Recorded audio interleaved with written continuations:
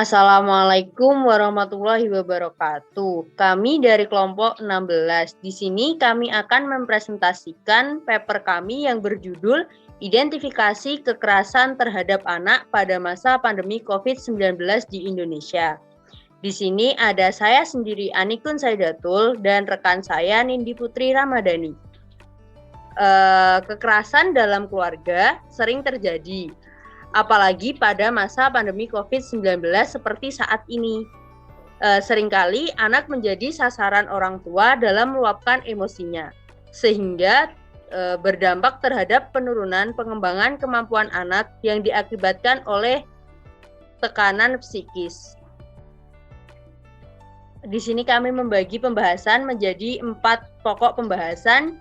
Yang pertama ada bentuk-bentuk kekerasan anak yang dialami pada masa pandemi. Yang kedua ada presentase peningkatan kekerasan pada anak di masa pandemi.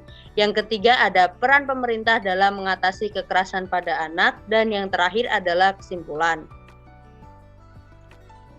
Bentuk-bentuk kekerasan anak yang dialami pada masa pandemi dibagi menjadi 3. Yang pertama kekerasan fisik.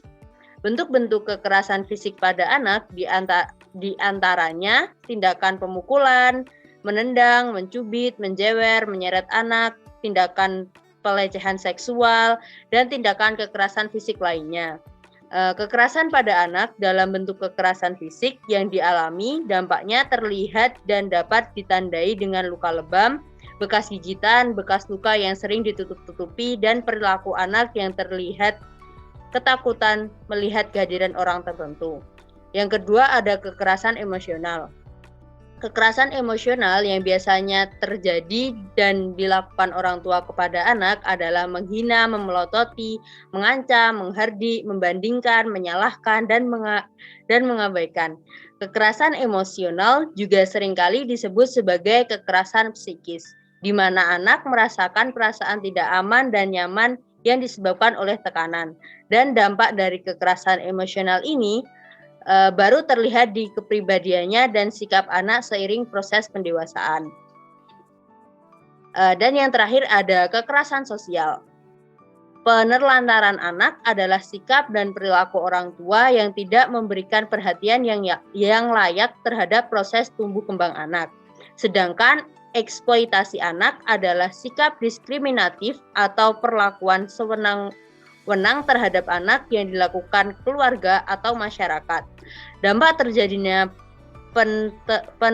penelantaran akan sangat mempengaruhi tumbuh kembang anak. Antara lain terjadi kegagalan dalam tumbuh kembang, malnutrisi yang menyebabkan fisiknya kecil, kelaparan, terjadi infeksi kronis, hormon pertumbuhan menurun sehingga dapat mengakibatkan kerdil. Next.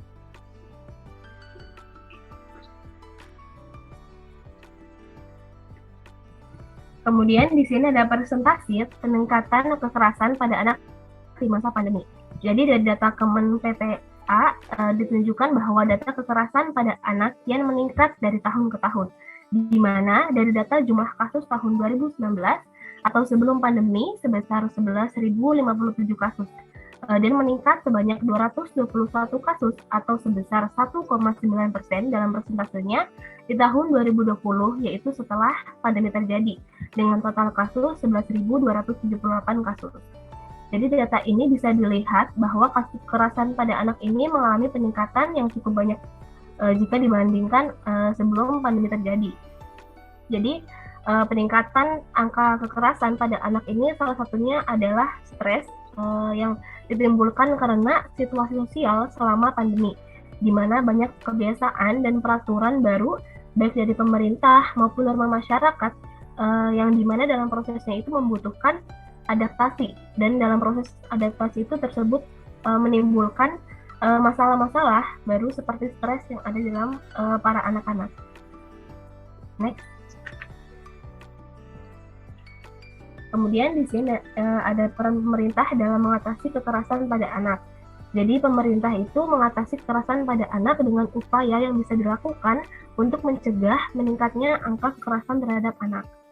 Jadi yang pertama di sini ada memprioritaskan pencegahan kekerasan dengan melibatkan keluarga, sekolah, dan masyarakat. Jadi aksi pencegahan ini bisa dilakukan dengan berbagai cara, misalnya seperti mengadakan kampanye, sosialisasi, edukasi publik yang menarik dan memunculkan kepedulian sosial di antara anak-anak tersebut. Kemudian yang kedua, membenahi sistem laporan dan layanan pengaduan kekerasan terhadap anak. Kemudian yang ketiga yaitu melakukan informasi besar-besaran pada manajemen penanganan kasus kekerasan terhadap anak agar dapat diproses cepat, terintegrasi, dan komprehensif. Jadi selain hal-hal itu yang dilakukan pemerintah, Presiden juga menyarankan untuk mengadakan pelayanan rehabilitasi, reintegrasi sosial bagi korban yang harus diperbaiki. Jadi juga seperti fasilitas pelayanan satu pintu untuk pengguna masyarakat lainnya gitu. Jadi ada pendampingan dan layanan kesehatan yang berkenaan dengan kasus kekerasan terhadap anak. Kemudian Presiden pun juga sempat mengemukakan sistem pengaduan dan pelaporan harus diperbaiki oleh pemerintah supaya korban, keluarga, dan masyarakat itu mengetahui bagaimana dan kemana mereka harus melaporkan kasus kekerasan terhadap anak yang terjadi.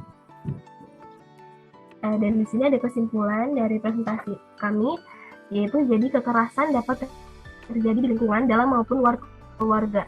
Jadi kekerasan juga yang terjadi dalam lingkungan keluarga seringkali terjadi karena ketidakharmonisan keluarga seperti tingkat stres yang tinggi, kurangnya komunikasi, kurangnya pengetahuan tentang pengasuhan yang baik, tidak mendengarkan keinginan anak sehingga memposisikan anak ini harus nurut dengan orang tua, sehingga orang tua juga seringkali mengatasnamakan kekerasan sebagai usaha untuk mendidik.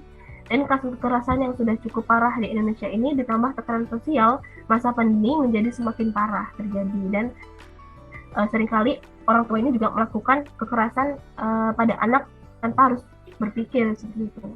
Kemudian maka dari itu diharapkan seluruh masyarakat Indonesia ini dapat ikut serta dan berperan aktif dalam mengawasi dan membantu penanggulangan serta pencegahan kekerasan pada anak. Jadi hal tersebut bisa dimulai dengan tidak melakukan kekerasan kepada anak kita ataupun anak-anak di sekitar kita dan tidak meluapkan emosi kita kepada orang lain. Jadi karena kekerasan dalam bentuk apapun itu tidak akan pernah bisa dibenarkan melalui sudut pandang manapun. Thanks.